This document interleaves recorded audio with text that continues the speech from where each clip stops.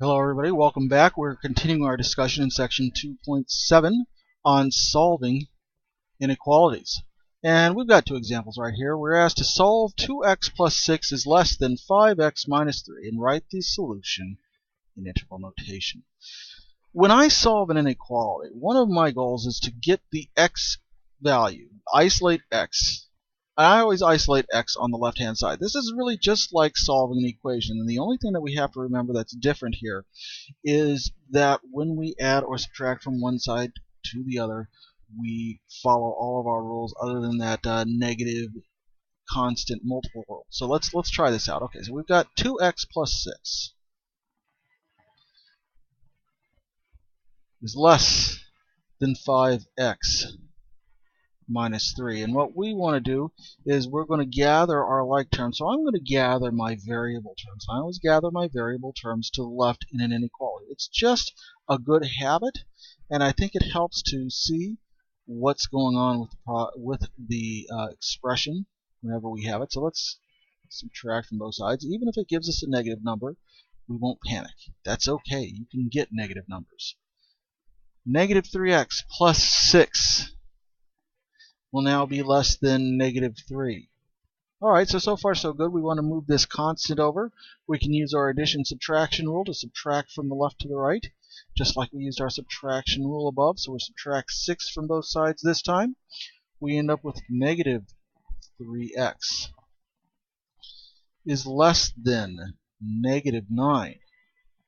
Okay, we want to get x by itself. How do we do it? We divide both sides by negative 3. So let's divide by negative 3 to the left, negative 3 to the right. Of course, negative 3 and negative 3 cancel with each other, and we're left with x on the left-hand side, which is what we wanted. But we're going to take, since we're dividing by a negative, remember, we do change the direction of that inequality, right? I had to catch myself on that one too, so take your time. Write it out.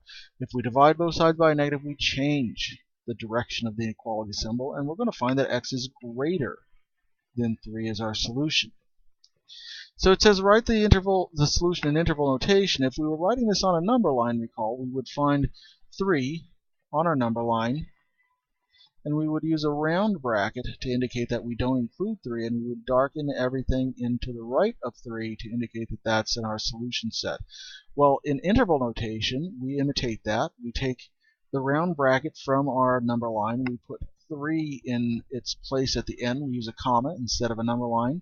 And since this continues on forever to the right, it grows without bound to the right, we're going to use the symbol infinity to indicate that. Okay, so far so good. This is our solution right here in interval notation. Now, how can you check that? Well, in fact, you can check an inequality by just picking any number inside of this interval to see if it works out in the original expression. For example, let's pick a number to the right of 3. Let's choose 5. Let's try 5. Okay, 5 is to the right. Let x equal 5. Does that work? Well, let's see. If I take 2 times 5, add 6, it should be less than 5 times 5 minus 3. And if we're correct, 2 times 5, 10 plus 6, which we know to be 16. And 5 times 5 is 25. We take away 3. We know that to be 22. And yeah, the left-hand side is less than the right-hand side, so we've done pretty well. Okay, let's try this next one. It looks a little bit more complex, but it's the same idea.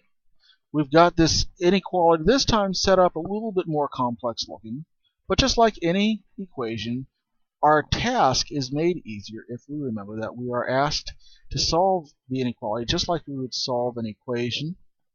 And we are going to solve by simplifying on both sides first, then using our rules for inequalities to add or subtract or multiply from the left and the right to isolate our x variable. So first things first, we'll distribute the 6. We get 6 minus 6x when we distribute the 6 into the parentheses. That will be less than or equal to 26 minus distributing our negative 2 into the parentheses minus 2x, and negative 2 times negative 2, that's plus 2. Remember to carry through the negative sign when you do your distributive property. Alright, we can simplify a little bit right over here because we have two like terms on the right-hand side of our inequality. 26 and positive 2 gives us 28 minus 2x. Alright, let's go ahead and let's see what we can do. Let's gather our variable terms to the left-hand side. I always gather to the left-hand side in an inequality. Makes life so much easier. So I'm going to add 2x to both sides to make sure that I can do that. I'm going to get 6 minus 4x. And that will be less than or equal to 28. Alright, so far so good. Let's see. We're going to subtract 6 from the left. We're going to subtract 6 from the right. Using our subtraction rule, we're going to get negative 4x is less than or equal to 28 minus 6. That's 22. Alright, looks like we are going to have to do another division by a negative right here, but that's okay if we divide both sides by a negative number. We switch the direction of the inequality. Don't forget to do that anytime you multiply or divide by a negative number on both sides of the inequality. So we're dividing by negative 4 on both sides. When we do so, on the left-hand side, of course, we're going to get x. We keep our inequality symbol just like it is, but we're going to have to reduce our fraction right here. 22 and 4 are both divisible by 2, so this is like saying negative 11 halves. And so our inequality and interval notation, we're going to use the greater than, so we'll use a square end bracket. Put negative 11 halves as that left-hand end bracket. And then since it continues on to the right, there's no greatest value that it approaches, we're going to put a positive infinity. And in an interval, we always put a rounded bracket around infinity. That's it. That's our answer. More in the next part of our presentation.